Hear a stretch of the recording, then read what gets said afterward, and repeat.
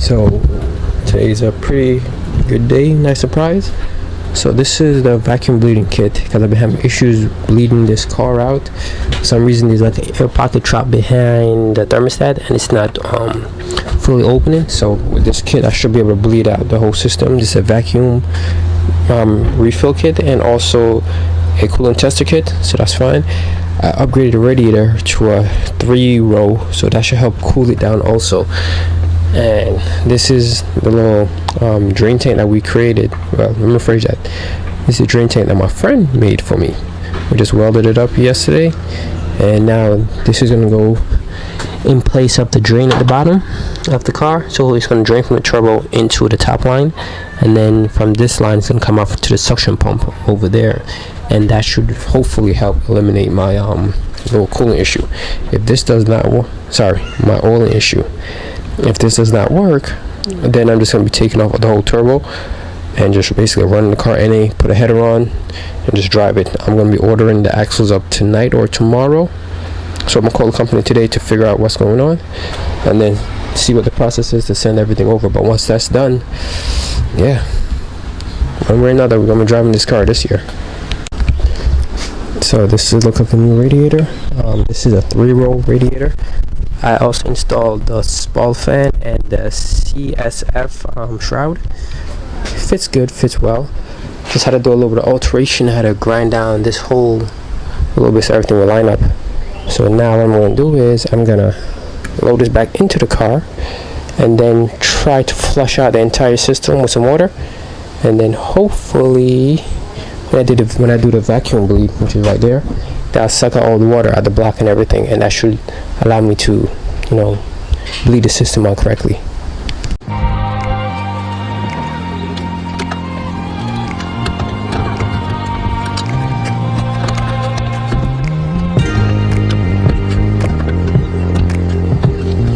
So this is one of the things that kind of sucks whenever you're doing custom placements.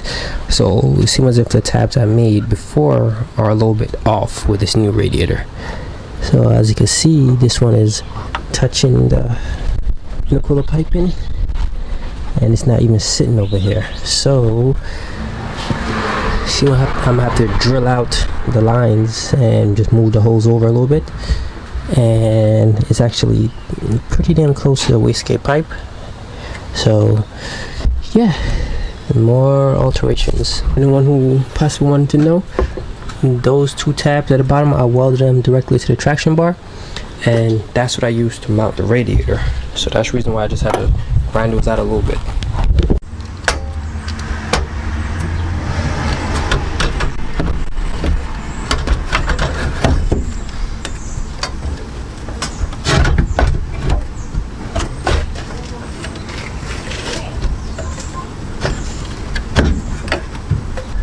Okay, so it's pretty tight. I'm not sure if you can see it, but it's actually hitting the intercooler. So I'm gonna have to figure out something. So I may have to move the intercooler out a little bit more.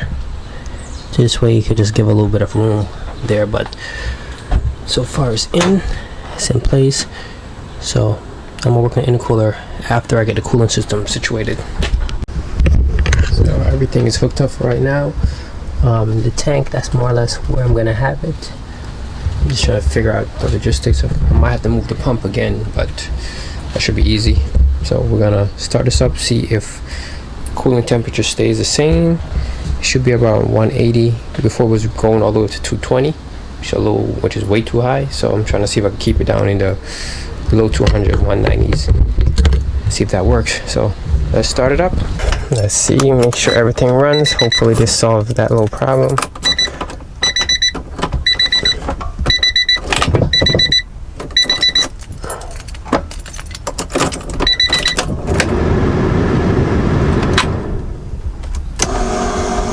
Let's turn on the pump. I'm sure you hear the noise. Wish me luck.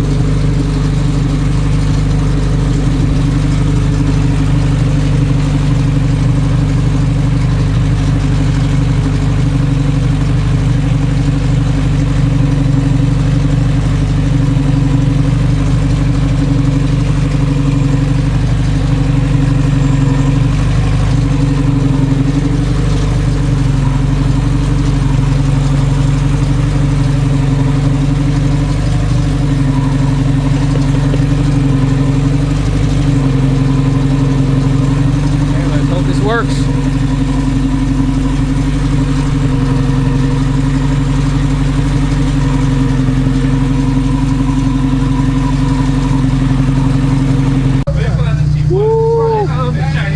My European junk that we gotta fix over here. This is from the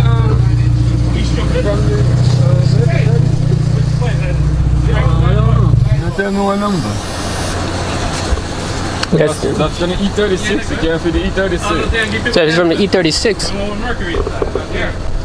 Because if it's from E36, then yeah, you'll be good. Yeah, because that. Stupid E30s. The top in the bottom.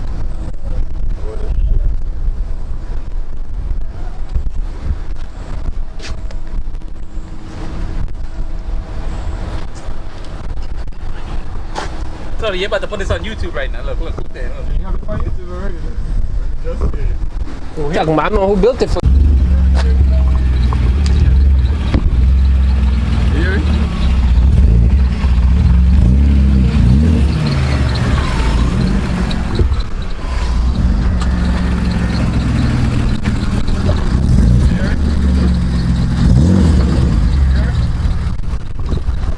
Do it again. Sound like the diff. Sound the diff. Something in the diff because it just you can hear it popping. Change the oxygen first. Could be the cups. Yeah, me have cups. Now I said cups. Yeah. So you change your cups out and then see if you go from there. The actual cups.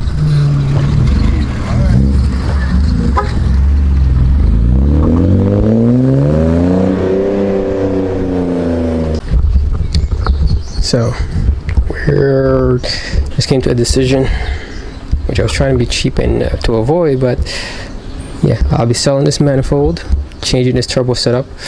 I will be running it, at least just getting a road NA. So I'm taking these off again tomorrow. So yeah, problem is the drain issue was backing up and it's causing too much issues going back and forth. It just wasn't worth it. So I just said forget it. I'm just gonna switch the manifold over, get a top mount or a mini ram, and that should help solve my drain issue. So that's the new update. Yeah, but the radiator there does look good. We did fix the coolant issues. Now I just gotta go clean it up a little bit so it doesn't look dingy, but overall just keeping everything cool. So it's a sad day indeed. Decision's been made. I'm removing this whole turbo system because I'm having issues with this drain. No matter what I do, I can't fix it, so I'm just gonna change it completely up. So I'm taking everything off right now, but the good news is I did speak with a company that made the axles, so I will be sending the axles out to get made tomorrow. So I guess that's some positive news. So now I gotta disassemble all this turbo component. I might just be lazy and leave the intercooler, but we'll see.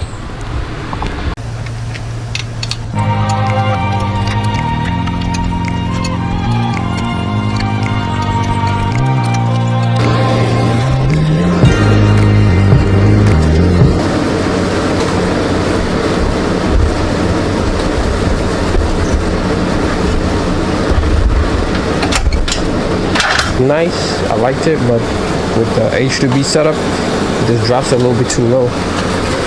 So now I gotta work on another plan. What I'm gonna do now.